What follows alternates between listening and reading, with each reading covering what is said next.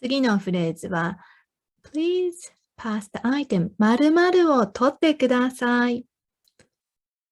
So this phrase is used for when you are at the big dining table and you want to access the certain food or ingredients. You can say that.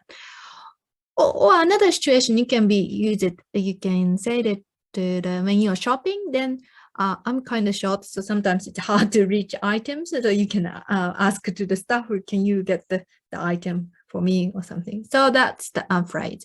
So to requesting phrases, we use the grammar, which is te kudasai.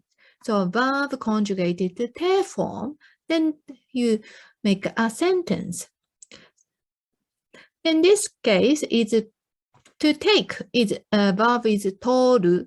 Toru changed to te form is a verb. Te form means verb conjugated. Verb shape will change it.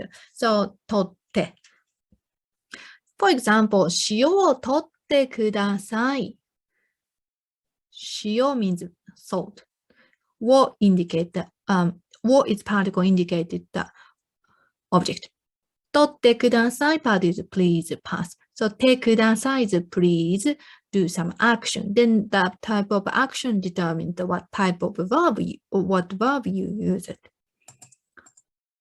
Let's practice. Repeat after me. を取ってください。はい。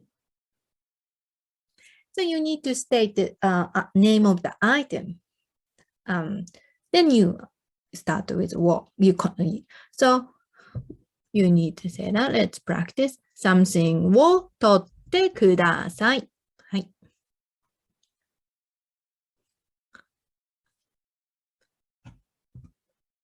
はい。